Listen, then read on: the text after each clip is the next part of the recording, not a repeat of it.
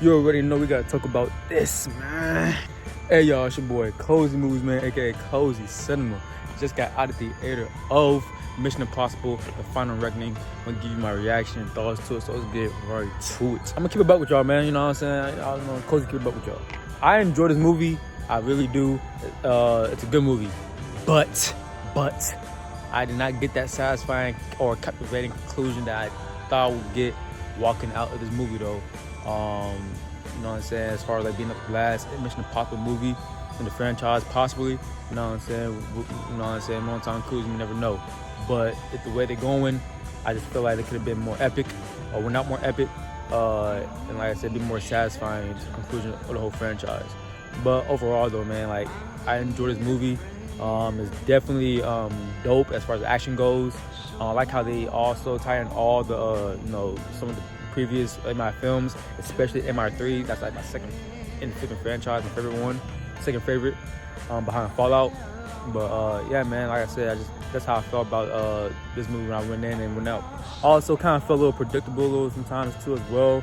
Like you just know like this gonna happen, this gonna happen. Like it's really predictable, and like as far as like we've seen so many of these movies, so like kind of see it coming. And but yeah, like it's not a bad thing. It's just like same old tropes where it's not like it's just it's what it is. Keep moving. But I did like the stakes even more. Like you did feel the stakes in this movie compared to the last one.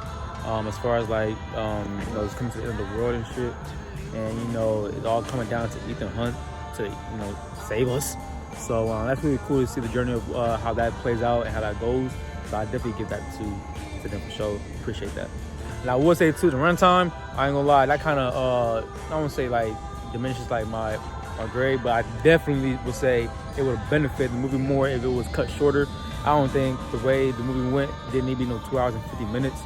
Like damn near 3 hours, bro. I don't care the bugs, especially how trying to make it out to be like a final outing for this movie and all that. I feel like you didn't get that in 3 hours.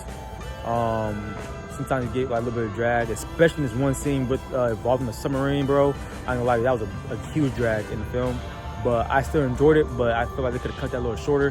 But it was still great, and it's intensifying to watch. See Ethan Hunt in that ocean and doing that shit, bro. That shit was crazy. Freak, this villain, bro.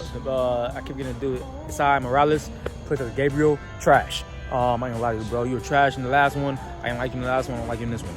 So that's also the reason why, like, kind of like didn't get that huge epic shit as well, because the villain was trash. But you know what I'm saying, like I said, this is downplay of the whole entire movie. But like I said, they could have found a way better villain for this whole entire last two movies. But yeah, that's what it is. Other than that, no, man, I still say go watch this movie. Good time watching it, man. It was fun. Like I said, it still gives that Mission Impossible feeling a little bit.